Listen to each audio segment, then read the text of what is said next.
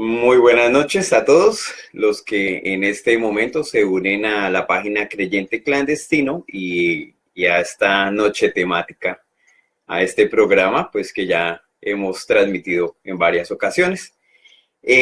Bueno, quiero arrancar antes dándoles saludos especiales a todas las personas que han comentado sobre los videos, que los han visto.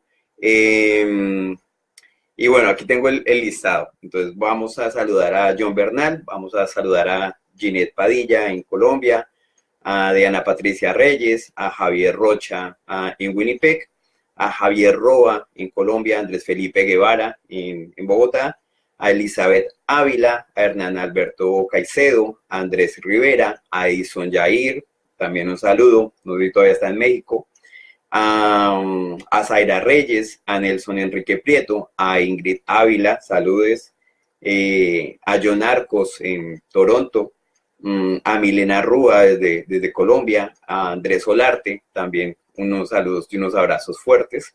Si alguien se me queda, pues lo escriben y le mandaré saludos al final del video.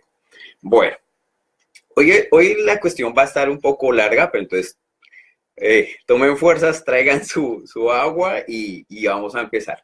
El día de hoy vamos a tomar un poco la parte de las religiones, ¿cierto? Y toda la parte de la masonería infiltrada. Entonces, arranquemos de una vez porque esto va a estar largo. Vamos ya en la parte 3. Para todos los que están llegando nuevos en esta parte, bajen todos los videos y empiecen desde el principio porque agarrar el tema desde aquí puede prestarse para confusión. Entonces, arranquen desde abajo y se van adelantando. Este creo que viene siendo el séptimo, si no estoy mal. Bueno.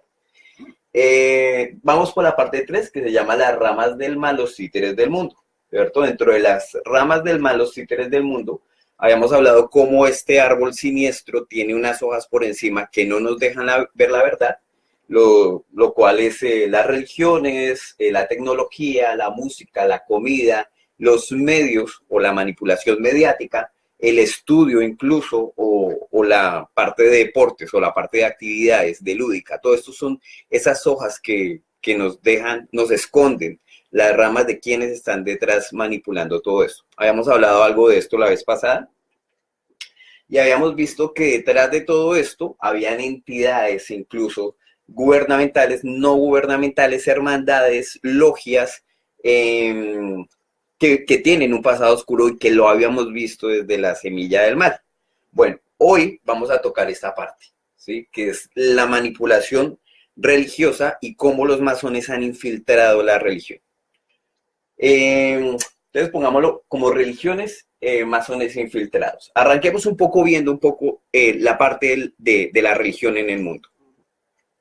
Cuadrito que vemos acá en esta esquina es este pero ampliado. Entonces toda la parte roja que ustedes tienen acá, todo este espectro rojo, es todo lo que es catolicismo. Entonces actualmente lo que es Suramérica, parte de Centroamérica, lo que es México, parte de Europa y algunas partes de África son católicas, ¿sí? La parte azul sería los protestantes, que es prácticamente el cristianismo. Y lógico, dentro de estos protestantes no todos siguen el lineamiento netamente cristiano, hay unas desviaciones. Entonces todo esto que es azul es protestante, digamos lo que cristiano. La parte del Islam es todo esto verde y es prácticamente, y lo digo a modo de lo que va a pasar, esta mancha verde se va a expandir y va a empezar a cubrir esta parte de América. Bueno, eso va a ser algo interesante. El budismo, que se encuentra en la parte asiática, es toda esta parte amarilla, ¿cierto? Y la intensidad del color, si nosotros el budismo y el hinduismo, por ejemplo, aquí en la India encontramos toda la parte del hinduismo y la intensidad del color es lo que nos hace entender dónde se encuentra la concentración o qué porcentaje de la población es más creyente en esa religión. Bueno, eso es simplemente a grosso modo para ver las partes de las religiones. Ya si ustedes quieren estudiarlo, después detienen el video y revisan esta gráfica. Dentro de las religiones o la línea de las religiones que nosotros vamos a encontrar, encontramos el judaísmo, encontramos el paganismo, de lo cual ya hemos hablado, que viene de los sumerios, de los egipcios, y cómo ese paganismo se ha convertido en un nuevo paganismo, que lo han adoptado otro tipo de religiones. Habíamos hablado que del judaísmo prácticamente se desprende el cristianismo cuando nace Jesucristo, pero que después, mezclado con el neopaganismo, se convierte en la religión católica. De esta religión católica, prácticamente hasta Martín Lutero, que él descubre y dice, no, esto no es así, y aparece el protestante, dice, no existe el purgatorio y algunas cosas de las que ya hemos hablado, y sale toda esta raíz, digamos que todas estas ramas, perdón, que son las nuevas ramas del protestantismo, ¿cierto? Tenemos a los mormones, a los bautistas, a la iglesia de Inglaterra, bueno, hay una cantidad. Y en la parte del Islam, ¿cierto? Que es la parte que habíamos visto, ya habíamos tocado un poco la parte del Islam, del Corán y toda esta cuestión. Hoy nos vamos a concentrar un poco en los masones infiltrados en la línea del cristianismo, ¿sí? Ya después vamos a tocar la parte de tanto del Islam, y habíamos visto ya anteriormente la parte del budismo y cómo Buda recibe esta iluminación por la serpiente. Bueno, entonces sigamos acá. Quiero empezar, y yo sé que para algunos de ustedes les va a dar un poquito de pereza, pero es la parte bíblica con la que yo quiero empezar y mostrarles cómo la Biblia nos advierte incluso de estos falsos profetas que van a venir, ¿sí? E incluso en el cristianismo. O sea, el cristianismo no se salva si yo diga que es puro neto, no se salva. Porque de todas maneras, ejemplo, ahorita lo que se habla de la teología, la prosperidad y todo eso, son desviaciones del cristianismo, eso no es cristianismo. Bueno, entonces miremos qué es lo que dice en la Biblia, Ezequiel 14:9, dice, y si un profeta da un mensaje falso, es porque yo, el Señor, engañé a ese profeta, y yo levantaré mi mano para castigarlo y lo eliminaré de mi pueblo Israel. Deuteronomio 18:22 dice, si el profeta hablare en nombre de Jehová y no se cumpliere lo que dijo, ni aconteciere, es palabra de Jehová, es palabra que Jehová no ha hablado. Con presunción la habló el tal profeta, no tengas temor de él. Y en 2 de Timoteo 3:13 dice, mas los malos hombres y los engañadores irán de mal en peor, engañando y siendo engañados. O sea, de una vez lo dice que estos profetas, es posible que no se inventen el cuento. Ellos digan, no, él me lo va a inventar. No, es posible que sí lo sean engañados ellos y que empiecen estas falsas doctrinas basados en engaños. En Lucas 6, del 43 al 44, dice, guardaos de los falsos profetas, que vienen a vosotros con vestidos de ovejas, pero por dentro son lobos rapaces. Por sus frutos los conoceréis. ¿Acaso se recogen uvas de los espinos o higos de los abrojos? Así todo buen árbol da buenos frutos, pero el árbol malo da frutos malos. No puede el buen árbol dar malos frutos, ni el árbol malo dar frutos buenos. Todo árbol que no da frutos buenos es cortado y echado en el fuego. Así que por sus frutos los conoceréis. Y tenemos finalmente acá, Hechos 20:29, dice, porque yo sé que después de mi partida entrarán en medio de vosotros lobos rapaces. O sea, todos estos falsos profetas, la misma Biblia está diciendo, después de que Jesús se vaya, van a venir, van a hacerse incluso a pasar por el Cristo en los tiempos finales, y está diciendo, van a hacerse pasar, o sea, como ovejas, pero no lo son porque son lobos, ¿sí?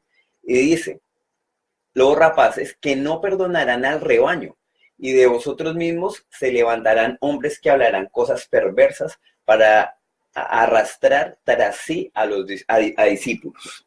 Entonces, todo esto ya no lo está diciendo la Biblia, ¿sí? Y vamos a ver qué de esto de la Biblia actualmente sí se encuentra. Entonces, arranquemos de una vez con las iglesias que han sido intervenidas por los masones, que prácticamente la huella del masón está impresa en esta iglesia. Listo. Bueno, arranquemos con la iglesia de los adventistas del séptimo día. Dentro de los fundadores que se conocen, tenemos a Miller, tenemos a Elena de White, y ya se ha dicho que prácticamente los profetas que digan algo y que eso no se cumple, entonces ya Dios no lo mandó. Digamos que es algo hasta lógico. Entonces, este profeta, digamos, Guillermo Miller, él había profetizado, digamos que con bases de otros estudios de masones, había profetizado el fin del mundo para el 21 de marzo de 1844. Esto no ocurrió.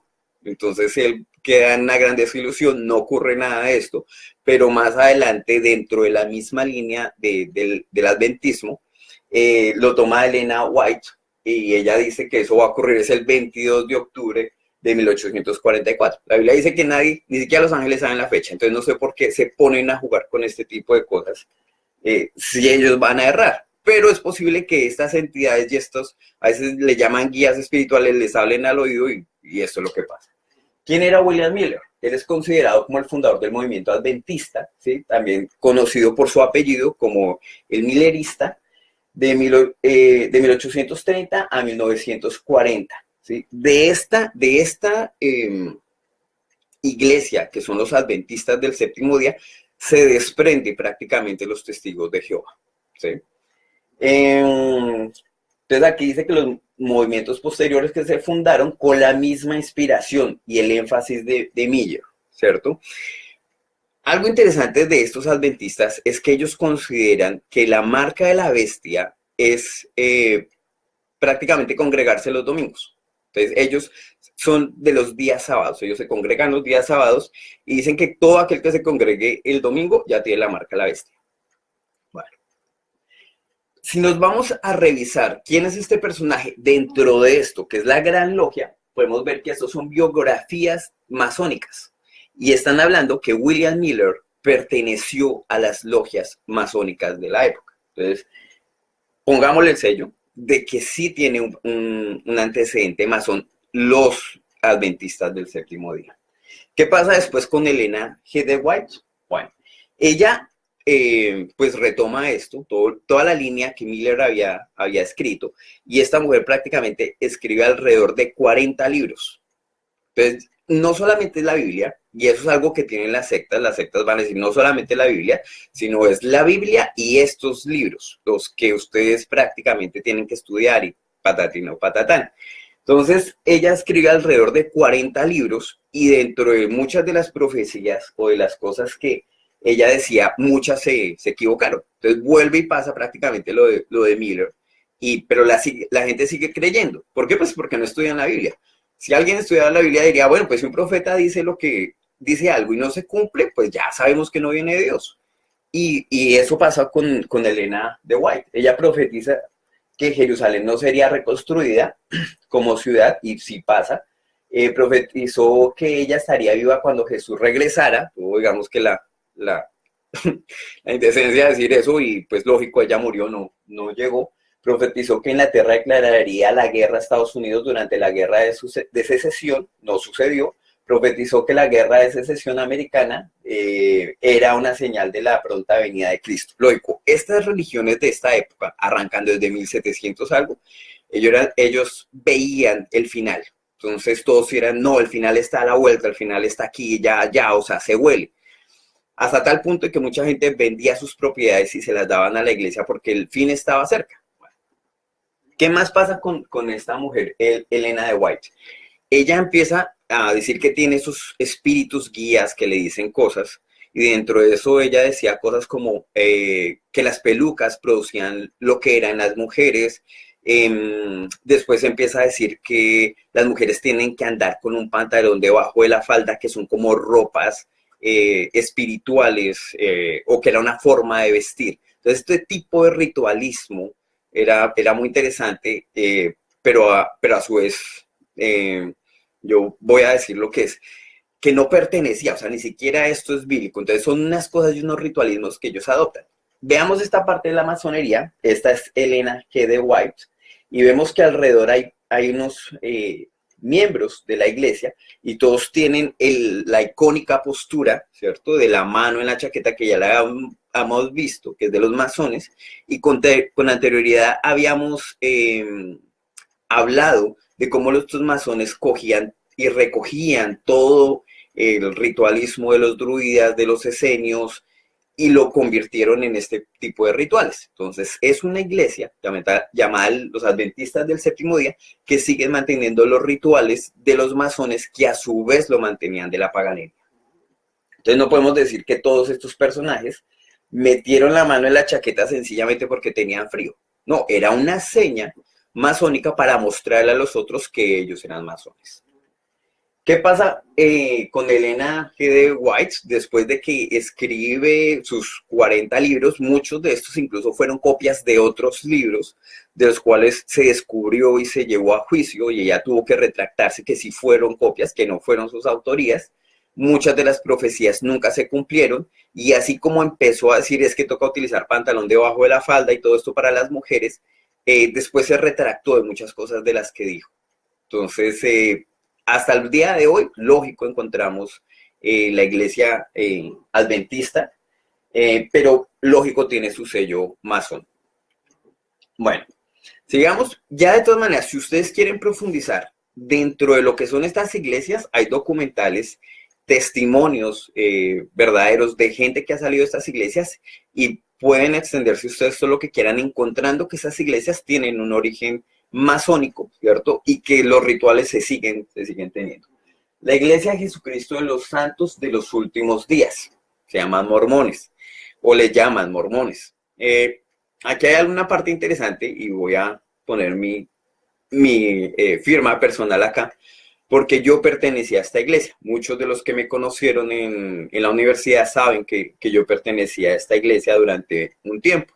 Entonces, digamos que sí, gracias a que he visto y he conocido cosas, fue prácticamente lo que me ha hecho salir, o sea, lo que me hizo salir de esta iglesia.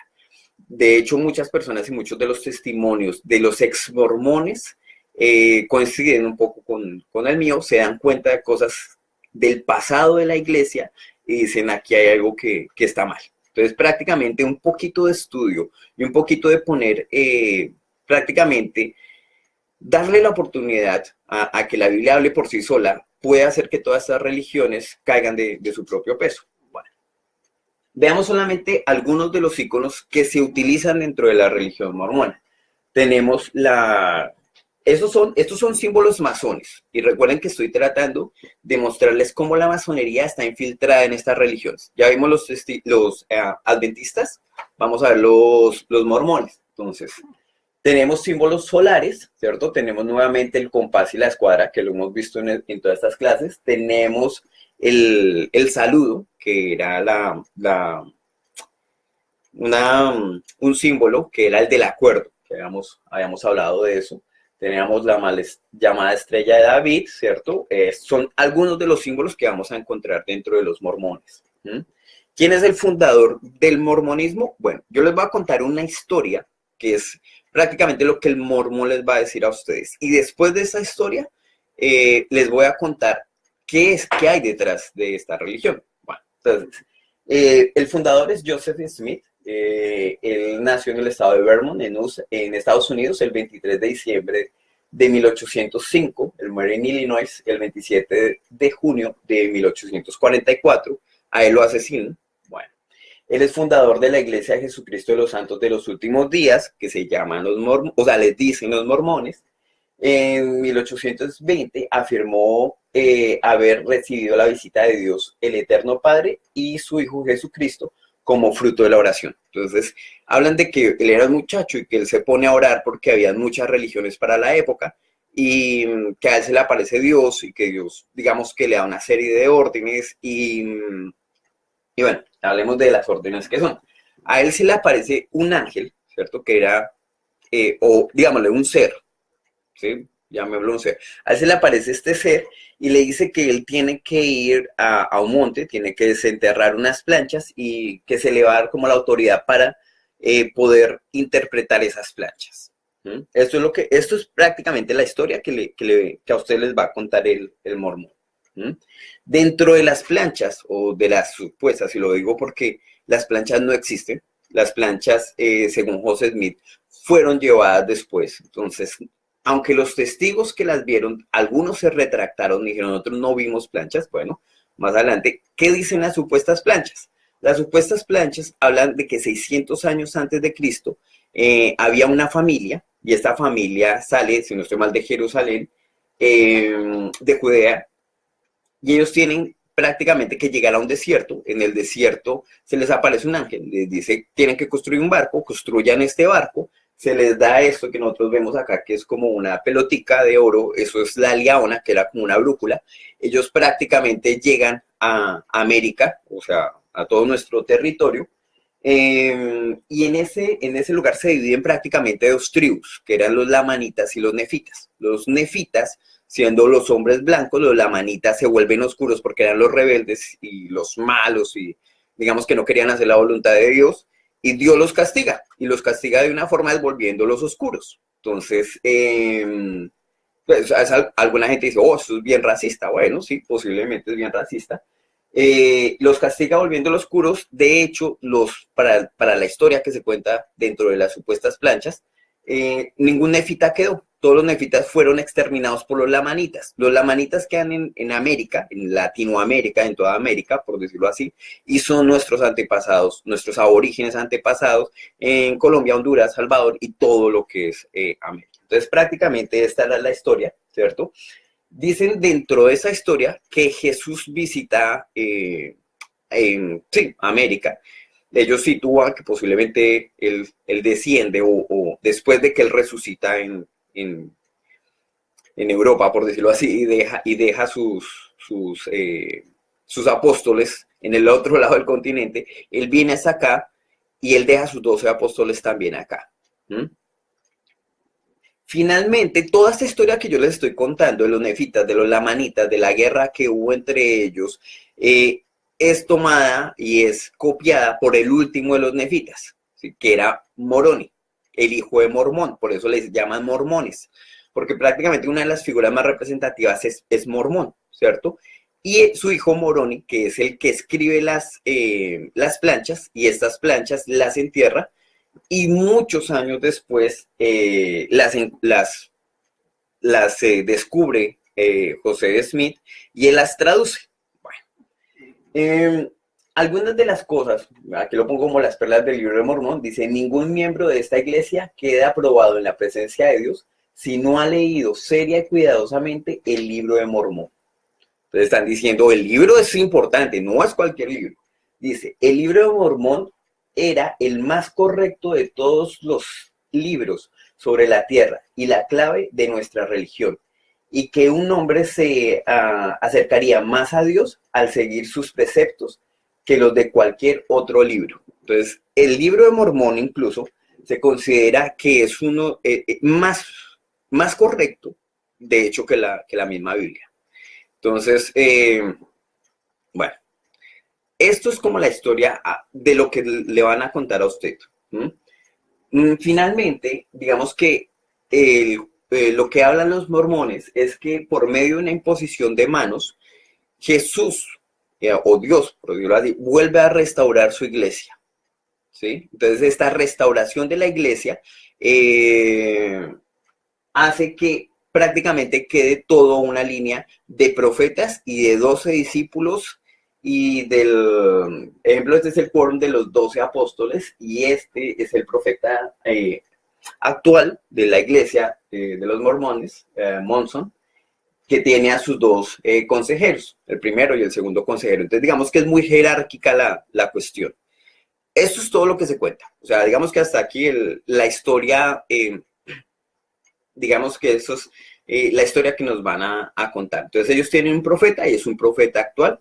Según ellos, este profeta recibe revelación directa de Dios, como han sido todos los profetas, y de hecho tienen un lugar especial donde el profeta se reúne directamente con Dios a recibir revelación. Bueno, ya qué cosas hay detrás. Entonces vamos a entrar un poquito a ver detrás de la historia del mormonismo qué hay, ¿cierto? Entonces, primero hay una serie de inconsistencias, ¿sí? Las inconsistencias que se encuentran es, ejemplo, con la aparición que tiene José Smith, ¿sí? Entonces, José Smith revela una aparición y al principio tiene teorías en diferentes años. Entonces, en 1832, en el 35, el 35 vuelve a cambiar digamos que la versión oficial, y después queda una versión final oficial en 1838, ¿sí? Entonces, digamos que se ven esas incongruencias en cuanto a lo que dijo, no, es que se me apareció así, no fue uno, fueron dos.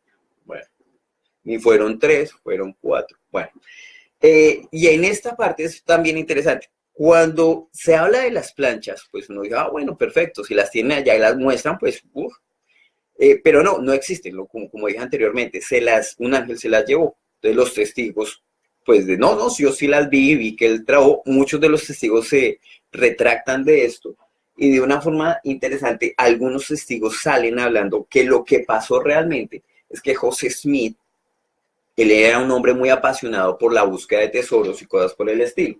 Entonces, que él utilizó una piedra que él consideró que era una piedra especial o sagrada, la ponía dentro de un sombrero, él metía su cabeza en el sombrero y él empezaba a dictar el libro, lo que hoy se conoce como el libro de Mormón. Entonces, eso es una cosa muy diferente, lo de las planchas a lo del sombrero. Bueno, no solamente esto, José Smith, lógico, al ser un personaje que le gustaba la parte de los tesoros y todo esto, a él le llegaban muchas piezas del Antiguo Egipto. Entonces, para esta época, todo el mundo existía el boom de la egiptología. Entonces, a él le llegan muchas piezas y él trata de acomodar a su manera este tipo de piezas a lo que él escribía. De aquí tenemos las piezas originales, los papiros egipcios que se encontraron, que eran de su posesión, y esta es una gráfica que él deduce de esto. O sea, aquí nos damos cuenta, están faltando parte de la cabeza, parte del cuerpo, y él, digamos que de una forma creativa, él rellena el dibujo de esta manera. Entonces acá pone la cabecita, acá pone un cuchillo, y le da una traducción a todo esto. Entonces él dice, bueno, este es Abraham, esto no sé qué, esto sí sé más.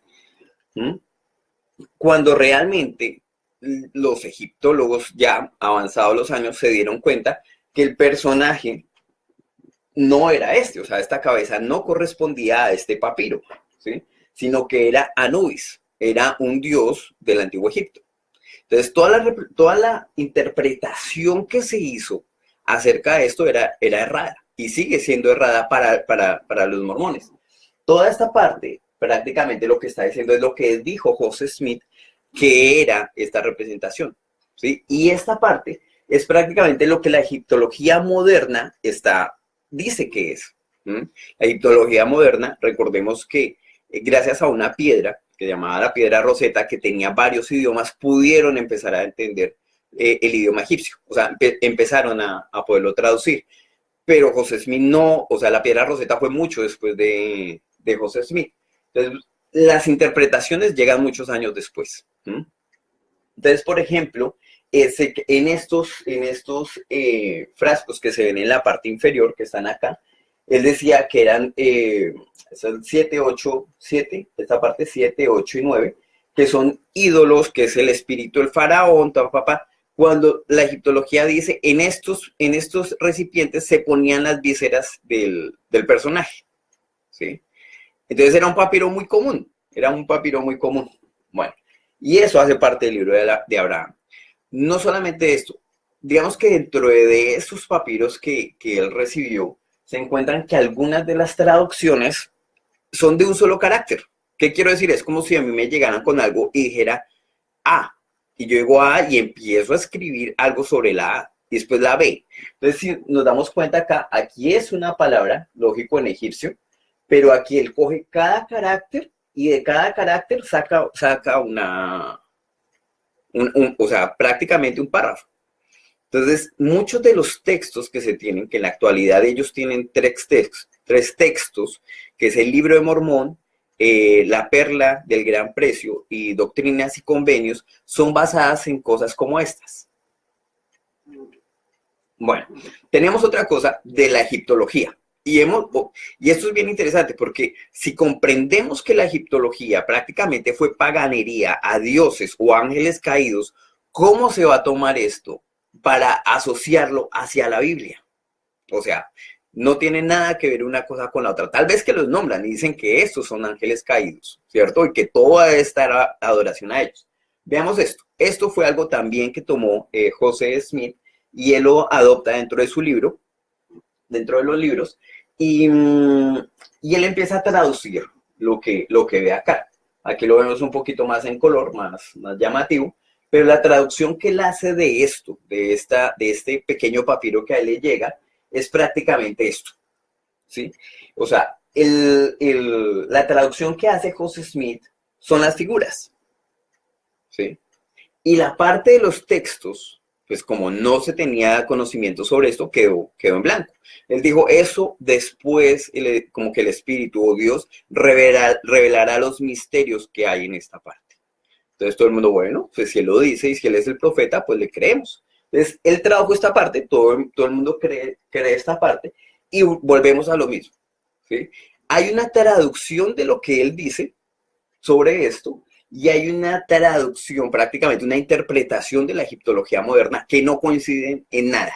Prácticamente el único punto que coincide es este, el de azul, donde él dice que estos 4 borrachitos de acá son puntos cardinales o 4 espíritus. Y prácticamente la egiptología sí decía que eran 4 espíritus. Aquí él dice que estaba Dios en su trono, aquí estaban diciendo que estaba... esa es prácticamente la de Joseph Smith, es Dios en su trono, ¿cierto? Cuando estaba hablando de un Dios pagano en el trono. Entonces, si realmente la interpretación es que el Dios mormón estaba sentado en este trono, estaba haciendo referencia a un Dios pagano. Bueno. Pero bueno, vayamos un poquito más mirando esta cuestión. Este sello que se encuentra era muy común. O sea, no era algo que fuese, mejor dicho, el único que se encontrara, ¿sí? Revisemos el nombre anteriormente. Era un hipocéfalo funerario, era un amuleto. Ese amuleto era súper común. Entonces, al egipcio que enterraban, le tenían que poner su hipocampo de esta manera. Entonces él venía con su hipocampo y era prácticamente, como ellos eran tan ritualistas, entonces digamos que la entrada al reino de los muertos tenía que ser prácticamente con una antesala, una presentación y toda la vaina, y apadrinado. Entonces todo esto era prácticamente la antesala para los egipcios para entrar a ese mundo espiritual de los muertos, de lo cual hace referencia al libro egipcio de los muertos. Bueno, aquí creo que no hay nada más que decir. Si quieren saber más de esto, pueden ver un documental que se llama El ADN versus el libro de Mormón. Bueno, ¿qué ha pasado? Pues claro, los mormones, ellos tratan de decir, toda esa historia es verídica. Pues claro, si mi fe está basada en un libro, y digo que es más importante incluso que la Biblia, y de la cual se basa mi fe, tengo que corroborar de alguna manera que que los nefitas, que los lamanitas existieron, y pues para esto se creó FARMS, que fue prácticamente una sociedad mormona que está luchando para comprobar los estudios y las pruebas arqueológicas, pero es poco lo que se ha podido conseguir de esto, ¿sí? Algunas cosas coinciden o algunas cosas las acomodan para que parezca que sí es, pero realmente les ha costado y de una forma interesante, los que entran a trabajar en este instituto, que son arqueólogos, que son antropólogos, finalmente ellos se ven con las manos atadas y muchos de ellos se retiran y son los testimonios actuales de los ex mormones que dicen no encontramos nada y esta religión o esta secta no tiene ningún fundamento. Bueno, como yo les había dicho, de la parte de Leí, que salía, que era prácticamente esa tribu y que llegaba a convertirse en nuestros indígenas, bueno, para esa época no existían los análisis de ADN. Entonces, ejemplo, el profeta mormón Spencer Kimball, él dijo, los lamanitas, ¿se acuerdan los oscuritos, la maldición de los negritos? Bueno, entonces los lamanitas son descendientes de Leí, quien salió de Jerusalén y con su familia cruzó el Gran Océano y llegó a América. Y Leí y su familia se convirtieron en los ancestros de todas las tribus de indios y mestizos de América del Norte, del Sur y Central. O sea, según ellos, nuestra genética viene de los judíos, ¿cierto? Y no prácticamente los esquimales o los siberianos, que prácticamente los rasgos de este personaje es, o sea, la línea genética, el árbol genético, pues lógico, nos hace entender cómo fue la transición de los pueblos por el norte, ¿cierto? Cruzan el estrecho y viajan y se convierten en nativos americanos. Y ellos siguen descendiendo y cada vez que van descendiendo van dejando población. Pero en ningún momento tenemos los genes judíos. Bueno. Algo más de la parte de los mormones, sí, es interesante porque veo yo, a punto personal, que fueron muy acomodados a la política actual. José Smith, él tuvo 34 esposas. Veamos acá, de las cuales estas 11 esposas compartían esposo. ¿Listo?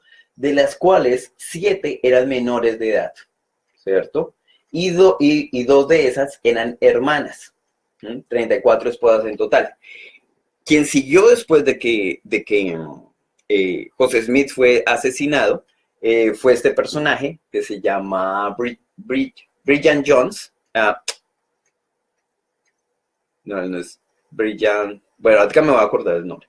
Y él también tuvo alrededor de 36 esposas. Entonces, la poligamia fue fuerte en los mormones. Ellos dicen, bueno, si es que la iglesia estaba pasando por un mal momento y necesitábamos, pues, miembros, y es algo común, pues, digamos, pero después de que la política en Estados Unidos dijo, no, la poligamia es ilegal, entonces se dividió la iglesia de los mormones en dos. Entonces, no todos los mormones que nosotros vemos tienen esposas. Hay unos que, digamos que de una forma muy ventajosa, no sé, dijeron, bueno, yo quiero las esposas, me voy por este lado, y otra gente dijo, bueno, pues ya, si la política está cambiando, entonces Dios me habla al profeta, y el profeta dice que ahora sí, ya solamente con una esposa tenemos. Entonces, sí, de una forma interesante. Entonces, digamos que cuando la política habla, entonces Dios también habla al profeta, y se quita la poligamia, y cada quien tiene su esposa.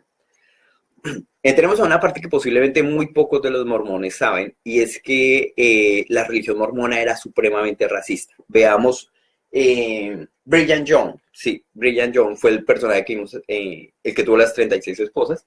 Él dijo, uno puede ver clases de la familia humana que son negras, toscas, feas, desagradables y bajas en sus hábitos salvajes, y aparentemente privadas de casi todas las bendiciones de la inteligencia que es generalmente otorgada a la humanidad.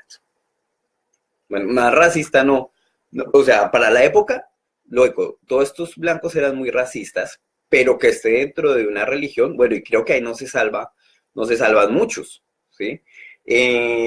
Pero bueno, aquí tenemos una evidencia del racismo.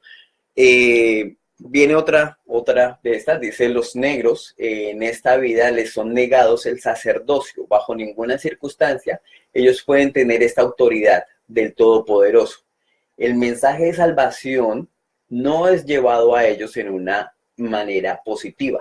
Los negros no son iguales a las otras razas, sobre las cuales son depositadas ciertas bendiciones espirituales, ¿sí? Esto lo dijo el apóstol Bruce R. McCorkin. Esto encuentra ahí la referencia, está abajo para los que lo duden, la referencia está ahí abajo. Bueno, pero como la política fue cambiando y en Estados Unidos también ya se le empezó a dar cabida a la gente de color, entonces también tenía que cambiar, de hecho, la política. Y estamos hablando que la primera diapositiva que vimos del racismo fue los 1500, después 1700, y aquí estamos hablando, estos son 1700, sí, más o menos. Entonces dice, Joseph Fielding Smith dice, no solo fue Caín llamado a sufrir, pero a causa de su maldad se convirtió en el padre de una raza inferior. Una maldición fue puesta sobre él y la maldición ha continuado a través de su linaje y debe hacerlo mientras el tiempo dure. Millones de almas han venido a este mundo maldecidas con una piel negra y se le ha negado el privilegio del sacerdocio y de la plenitud de las bendiciones del Evangelio. Sigamos, cuando la política ya cambia y digamos que los negritos son aceptados, dice, si ese negro es fiel por el resto de sus días, él puede entrar al reino celestial. Es cierto que irá allí como un sirviente, pero al menos obtendrá una resurrección celestial. Bueno, pues gracias a Dios. Bueno, estas son algunas de esas quotes, o de las frases que han sido racistas dentro del mormonismo. Y no solamente eso, habíamos hablado de los falsos profetas. Entonces, si nosotros queremos decir que hay un profeta que no es de Dios, sencillamente tiene que errar sus profecías. José Smith, que fue el fundador, él habló de los habitantes de la luna. Y no solamente habló de los habitantes de la luna, sino que osó prácticamente decir, se atrevió a decir, que estos personajes se vestían como cuáqueros. Cuáqueros era prácticamente una asignación religiosa y vestían de esta manera como cuáqueros, lo que nosotros conocemos. Y Brigham Young, que fue el segundo después de Joseph Smith, él habló de los que habitaban el sol y describió prácticamente las vestimentas de los que habitaban el sol. Esto está, aquí están las referencias. Si ustedes después quieren mirar, detienen el video y revisan las referencias. Todo esto es prácticamente una falsa profecía que no, o sea, hasta el día de hoy no se ha cumplido, que no se ha visto, y no solamente fueron estas, muchos templos que dijeron aquí va a ser el templo más grande y nunca se hizo, o este personaje va a ser recordado por siempre y nunca se recordó, hacen parte de esas falsas profecías. Unión que tiene José Smith con los mormones, bueno, vamos a entrar a este tema. Dice, esto es en la historia de la iglesia, en 1842, el volumen 4. Dice, en la noche yo recibí el primer grado de la masonería en la logia Nauvoo Lodge, reunidos en mi oficina general de negocios. Después dice, yo era parte de la logia masónica y ascendí al grado sublime. Bueno, esto es dicho directamente por José Smith. Veamos esta foto de Brigham Young y veamos el prendedor que él tiene acá. Esta es fotografía, esta es una representación pictórica, pero es claro que se ve el compás y la escuadra. Ahí les toca acercarse, más adelante vamos a hacer la ampliación, pero digamos que no es algo que ellos niegan, ¿sí? De hecho, si uno habla con un mormón, el mormón va a decir, sí, nosotros tenemos relación con los masones. Esta fue alguno de los proyectos que se hizo para hacer al ángel Moroni con la trompeta, ¿cierto? Y vemos acá que también que está la presencia de la escuadra y del compás. Este es el templo de Black Seed.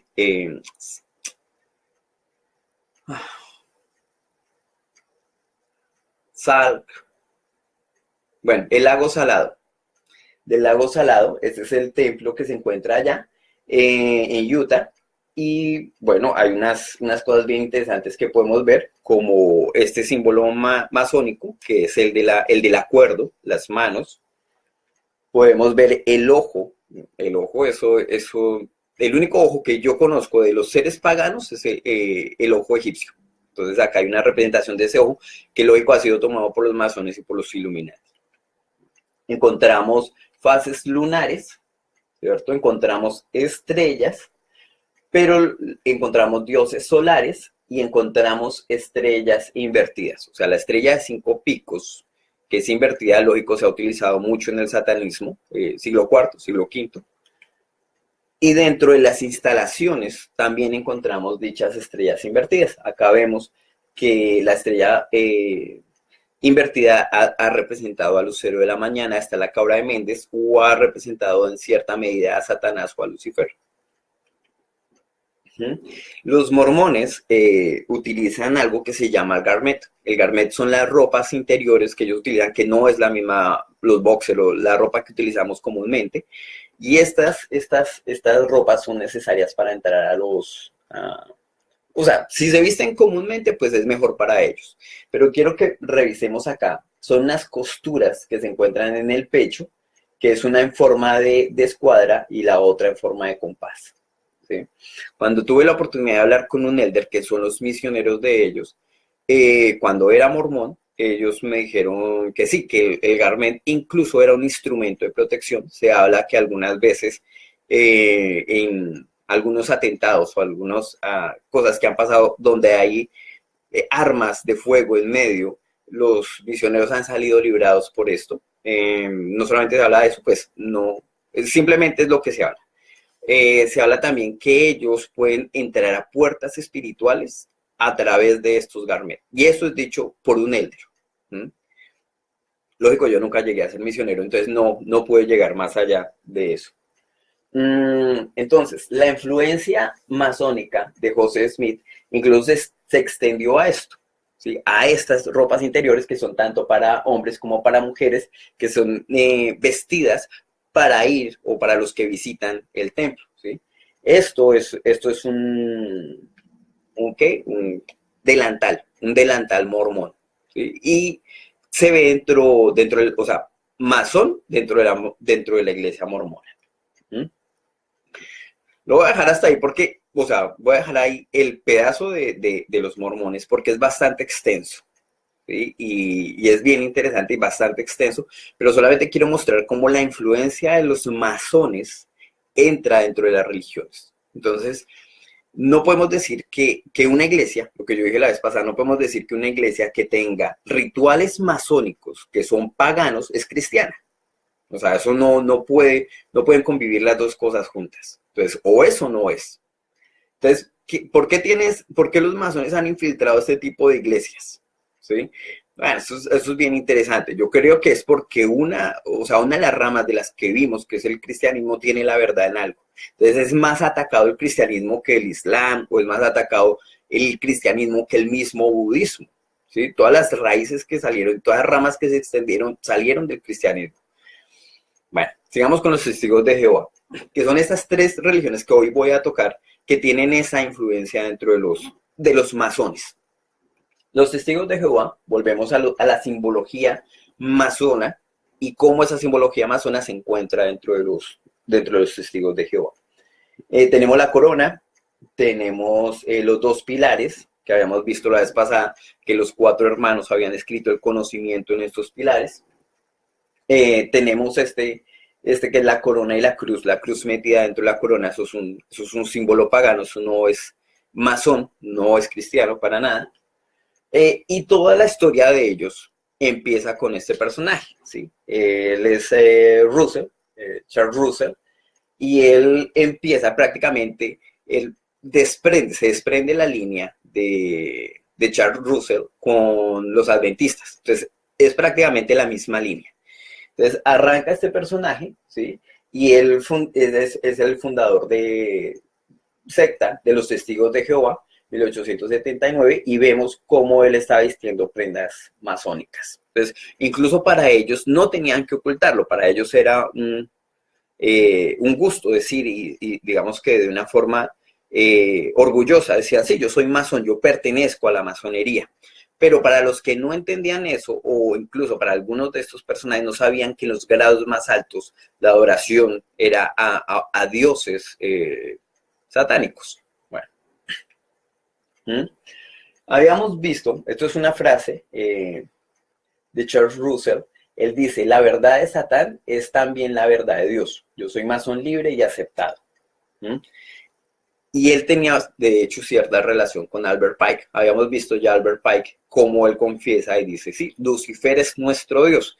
Entonces, si yo digo, los masones están diciendo que Lucifer es el Dios de ellos, ¿cómo ellos van a arrancar con el cristianismo a decir, a mezclar la cuestión? ¿Sí?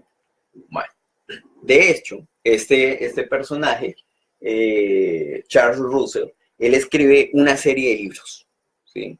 Que era como la finalización del misterio, y eran varios tomos, no era solamente este libro, y se atreve a decir que si uno lee la Biblia sin estos libros, lo va a conducir a la oscuridad espiritual. Entonces, volvemos a lo mismo, es decir, la Biblia, pero con este libro, la Biblia, pero con el Atalaya, la Biblia, pero con esto. Entonces, eran estos libros los que acompañaban. Quiero que veamos este símbolo, ¿sí? Ya lo hemos visto en el principio, y nos acordamos de que cuando se fusionó Nimrod, estos dioses paganos se fusionan con Ra, se convertía en estas nuevas deidades y son tomadas acá. Entonces, paganismo mezclado con cristianismo. De hecho, este personaje, Russell, aquí vemos el nombre, Charles T. Russell, él prácticamente dice que toda la parte de las pirámides Dios la había dejado, era para darnos las fechas exactas del fin de los días, cuando la Biblia dice que eso no lo sabe nadie. Entonces fue muy interesante porque él cogió, midió y hizo muchas cosas y sacó todas estas gráficas y otras más para decir, ya sé cuándo se va a acabar el mundo. Entonces él empezó a decir que en 1799, que fue la cronología Russell, que estaban los días finales, iban a empezar en 1874, ¿cierto? Que iba a estar la presencia invisible de Jesús en la tierra en 1878, que iba a venir el reino de Jesús del cielo y en 1914 hablaba del fin del mundo. Entonces muchos de los testigos de Jehová, pues claro, ya habían hablado del fin del mundo, muchos vendieron sus negocios y pues llegó 1914 y esto no pasó. Entonces fue una decepción, ¿sí? Creo que se reconoce como la gran decepción dentro de los testigos de Jehová, que fue la primera fecha que se dio del fin del mundo. ¿Mm? Eso sonó en los periódicos, fue bastante fuerte, pero ellos dijeron, no, es que creo que tuvimos un problema de medidas, entonces vamos a volver a hacer, y se siguió moviendo la fecha. Prácticamente 1 año, 2 años, 3 años, y se movió prácticamente hasta 1975, ¿sí? Que fue prácticamente la última vez que mucha gente se decepcionó, pero de hecho al crear este pánico en la gente, este terrorismo religioso, mucha gente se unió a esta secta. Finalmente, Charles T. Russell, él muere y en una forma, digamos que icónica por sus profecías fallidas, ponen una pirámide en su tumba. Quiero que apreciemos el escudo de aquí arriba, y el escudo es prácticamente un símbolo masón. O sea, pirámide, esto y todo lo que el hombre dijo de egiptología es meramente masónico. Entonces vemos una influencia fuerte, masónica, dentro de los testigos de Jehová. Veamos, ejemplo, unas muestras acá. Esto es de los testigos, este escudo con la torre vigía es prácticamente lo mismo que la masonería. La cruz y la corona de los testigos de Jehová es la misma que se representa en la masonería. Y los escudos masones, las medallas masónicas, donde tienen a Nino, a Nimrod, perdón, donde tienen a Nimrod, es prácticamente la misma que se encuentra en las pastas de los libros de Russell. Vemos acá la Watchtower, que fue prácticamente los folleticos que salen nosotros lo vamos a encontrar en español como la atalaya, también se encuentra, pero esto es como la torre vigía o la torre vigilante, que es esta, ¿cierto? No solamente eso, o sea, la torre, recordemos la parte de la torre porque estamos viendo un poco cómo estos símbolos masones penetraron estas religiones. Entonces vemos acá que tenemos las dos columnas, ¿cierto? Dentro de las primeras publicaciones de Russell, las dos columnas de esta sabiduría masónica. Aquí la vemos un poquito más definido y están acá totalmente. ¿Listo? Y no solamente eso. La Watchtower, lo que se ha convertido en la atalaya o la torre vigía, uno dirá, bueno, ¿por qué una torre? ¿De dónde tiene que ver la cuestión de la torre? Acordémonos que de Artemisa, de Efeso, era esta diosa, una diosa pagana, que si nosotros vemos toda la línea de donde viene, hablamos prácticamente de Semiramis, ¿cierto? Entonces, toda se remonta desde esa época, para los efesios se convierte en Artemisa, y esta torre que vemos acá, ¿cierto? Es prácticamente la representación de la Watchtower. Esa torre no sale de ningún lado. Esa torre es simplemente una representación pagana de una diosa pagana. Algunas cosas que se han visto en la parte artística de los dibujos que ellos hacen alusión a, ejemplo, a ojos, a pirámides dentro de las gráficas que ellos trabajan en los testigos de Jehová. Esta que tuvo bastante, digamos que se volvió viral en su época, que vemos esta representación, pero acá misteriosamente se ve una mano que no concuerda con los personajes que están ahí. Entonces, cuando se hace el acercamiento, la mano tiende a ser algo reptiliano. Bueno, no solamente esto. Como sabemos que los masones tienen todo el paganismo, ya sea egipcio, romano, grecorromano, de donde sea lo iban adoptando, druida o lo que fuese, nosotros podemos ver en esta gráfica que se ve, digamos que unos testigos de Jehová dando sus folletos, vemos que en la falda aparece un rostro. ¿Sí? Alguna gente dirá, eso es muy traído de los cabellos, pero bueno, yo creo que aquí se alcanza a apreciar que estas imágenes de representaciones de dioses, en este caso Zeus, sí, era Zeus o Júpiter, estas representaciones aparecían dentro de algunas publicaciones de los testigos de Jehová. Ese es otro ejemplo de ese tipo de publicación donde encontramos esta ilustración. Yo no sé, bueno, no hay nada de malo. Pero digamos que dentro de la ilustración se encuentra que está Astitenes, está el emperador Adriano y está Demóstenes. Vamos aquí, lo vamos a revisar otra vez. Quiero que vean bien la figura, incluso de las posiciones de estos tres personajes. ¿Sí? Volvamos otra vez. Prácticamente son los mismos. Están tomados incluso de las esculturas. Entonces no tendrían que ver ahí ni pensadores, ¿cierto? Ni emperadores. No tendrían nada que ver, a no ser que tuviesen que ver con los masones. Bueno, no solamente eso. Después de que Russell muere, queda el segundo personaje, que prácticamente era un negociante. El hombre era un abogado, era un hombre de leyes, era un hombre que dijo, este negocio está bueno. Y aquí lo vemos, infiltrado en esta partecita, en esta pequeña partecita, que está aquí el rostro de él, ¿sí? De Joseph Franklin Rutherford. ¿Sí? Este personaje coge la iglesia de los testigos de Jehová, hace un cambio fuertísimo, pero sigue profetizando. Entonces él dice, no, es que ya van a llegar para tal época y necesitamos buen dinero, porque con este dinero le vamos a hacer una mansión perfecta al Señor que va a venir, y no solamente va a venir él, va a venir unos profetas. Creo que la mansión se llamaba como Bet Semel, algo así. Y esta mansión, prácticamente él vivió ahí hasta su muerte, ¿sí? Incluso en la Gran Depresión, cuando llegó la Gran Depresión, el hombre millonario, sus Cadillacs y toda la cuestión, vivió bien ahí, y después la iglesia de los testigos de Jehová trató de ocultar todo este pasado vendiendo silenciosamente esta mansión. De hecho, algunos testigos de Jehová en la actualidad no saben que esta mansión existió. Actualmente, dentro de los testigos de Jehová aparece esto. Esto es el cuerpo gobernante. El cuerpo gobernante es lo mismo que todo este tipo de sectas tienen. Necesitan tener a alguien que sea como ese profeta. Cuando Jesús dice, oiga, yo soy el camino, la verdad y la vida, usted no necesita. O sea, no necesita profetas, no necesita nada de este tipo de personajes. Este es el cuerpo gobernante y ellos son los que deciden prácticamente. Dentro de los testigos de Jehová, la salvación es muy lejana para los testigos de Jehová. Uno me preguntará, ¿por qué ellos van puerta por puerta entregando los folleticos? Bueno, porque a ellos se les ha dicho que prácticamente sus obras son la salvación. Entonces, vender los folletos o llegar a la gente con folletos es prácticamente lo que a ellos los va a hacer salvos.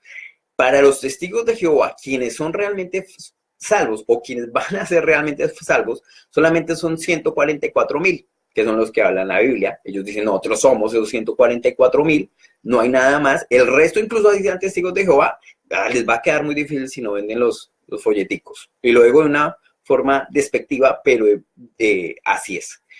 Entonces, este es el cuerpo gobernante y digamos que de los 144,000 ya hay 99,000. Bueno. Yo creo que con esto estamos cerrando la parte de estas religiones que han sido infiltradas por la masonería. Yo después de este video voy a dejar un link de los testigos de Jehová, un documental completo, bien interesante para que ustedes lo vean. No lo voy a extender acá y no voy a decir lo mismo que dice el documental, pero quiero que lo revisen después.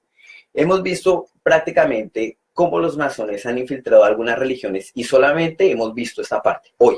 Nos falta revisar todo esto, nos falta revisar el tronco, porque ya habíamos visto la parte de la raíz, la parte de la semilla, y nos falta todo esto.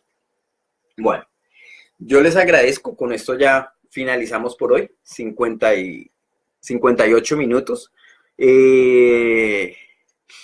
Bueno, ¿alguna pregunta que tengan por ahí? Nos quedan 2 minutos. Me pregunta John Bernal, Miguel, ¿ellos cómo se mantienen económicamente? Bueno, digamos que las publicaciones de los testigos de Jehová deja bastante dinero, porque es una forma en la que se mueve esta secta, y también los diezmos. Entonces, la parte de los que diezman y la parte de las ventas de esta revista, porque prácticamente no es que te lleguen a vender la revista, sino que te hacen socio y te dan la primera gratis, y quiere más, le interesó, entonces firme acá y es una suscripción. Entonces ya te empieza a llegar la revista. Entonces de esta manera es que ellos empiezan a acumular capital para mantenerse ellos como iglesia. Vuelvo y les digo, yo después de esto les voy a dejar el link para que revisen el documental de los testigos de Jehová, Si ustedes tienen más dudas, vean también el documental de el ADN versus el libro de Mormón. Bueno, muchas saludes a todos, a los que no saludé me perdonarán. Mi nombre es Miguel Ángel Rodríguez y me despido nuevamente con un abrazo a todos. Que Dios los bendiga fuertemente, el Dios de verdad, el único y verdadero, que Dios los abrace, los bendiga fuertemente. Y nos estaremos viendo en una próxima edición acá en la Noche Temática desde la página El Creyente Clandestino.